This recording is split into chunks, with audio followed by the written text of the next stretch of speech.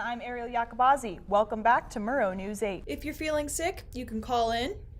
Or you can meet with a physician on Zoom. You can still head into the pharmacy or even get an in-person consult, but there are still some things you should keep in mind when going to Cougar Health Services. Upset about how cold it is outside? Don't worry, Punxsutawney Phil has your back.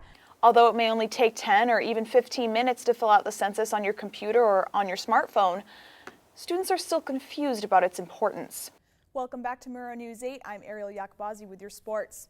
Although many citizens already know about the runway realignment, the Pullman-Moscow Regional Airport has received 3 grants, and here's what they are. Like many students, I myself am working from home. Now that students have to work online, they don't really need to come back to school, and it's not really what they signed up for. But now students have the option to apply for a pass-fail. In case any of you were wondering, here is how the Common Jewel works. What does this mean? Let's break it down a little bit. While that's charging, users will often fill up the Jewel Pod, which can be about $5 for each Jewel Pod.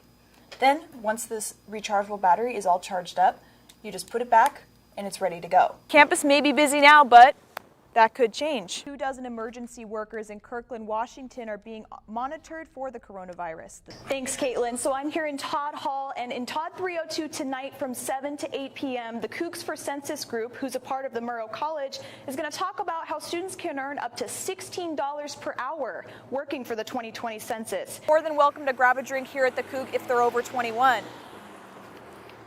But if you go to a frat house and you're 18, 19, or 20, alcohol is a little more easily obtainable. The Los Angeles Times reports that health officials in Northern California have announced that 3 more people have been infected with coronavirus. To give you a little bit of background information for those of you who do not know, the 45th Murrow Symposium, or any Murrow Symposium for that matter, is a huge networking event for Murrow students. Live in Pullman, I'm Ariel Iacobazzi, Murrow News 8. Effective March 23rd, Washington State University courses at all 5 campuses across the state will be online due to concerns surrounding the COVID-19 coronavirus. After spring break, Cougs have the option to go home and maybe not come back, but how do students feel about the change? Asia Farrington, a student on the Pullman campus, had plans for spring break, but those plans changed in just a few hours. Yeah, my parents are pretty concerned about everything, especially because my boyfriend lives in King County and I was going to go home with him tomorrow. But now I'm trying to scramble to find a direct ride to where I live in Camas so then I can kind of avoid the epicenter over there. Some students are staying, some are leaving. Campus may be busy now, but that could change. As of right now, classes may be online after break, so students don't technically have to come back. However, according to Vice President of Marketing and Communication for WSU, Phil Weiler, the Pullman campus will remain open, including libraries, computer labs, and residence halls. But what about events like graduation? Senior Ariana Andrade is concerned about what this change could do to her graduation plans. It's also kind of frustrating.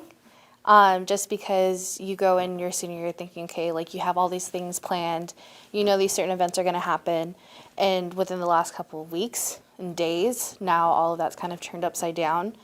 After speaking with VP Weiler via phone, he pointed out to me 3 things that he wants students to keep in mind moving forward. 1, if you are sick, stay home. 2, check your email over break. More specific information will be sent out via your WSU email. 3, for more background information, go to wsu.edu and click the COVID-19 link. This has every communication regarding the virus in WSU since January. VP Weiler also told me that ultimately social distancing is most important for students and others involved with university operations. As far as staying online, the chancellors at each WSU campus will have the authority to work with local health officials to make decisions that may vary for each campus. With Murrow News 8, I'm Ariel Iacobazzi. From this to this, in just a few short weeks, the campuses of Washington State University have all transitioned to online learning, leaving the once booming campus empty. Along with this change comes another. WSU is now offering a pass-fail option for its students. I think it's a really good thing because I didn't, pay tuition to go online classes. I paid for Wazoo so that I could go to classes in person and then learn in the way that I want to learn. While students are getting comfy at home and getting used to online learning, they now have a little bit of a cushion. Like many students, I myself am working from home. Now that students have to work online, they don't really need to come back to school, and it's not really what they signed up for. But now students have the option to apply for a pass-fail. What does this mean? Let's break it down a little bit. Mackenzie Johnson, advisor at the Edward R. Murrow College of Communication, explains what the pass-fail option entails.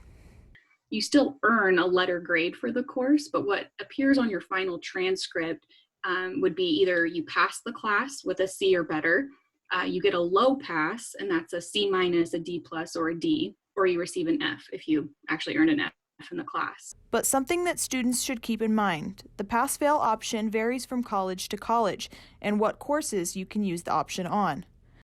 Vice President for Marketing and Communication for WSU, Phil Weiler, explained some important new deadlines with this new option. A couple things that we did to really expand the ability for people to make good decisions. One is the deadline now for pass-fail has been extended until the 1st of June. So that's actually even after the semester has ended, you'll have the ability to make some decisions about whether you want to take a course graded or as pass-fail.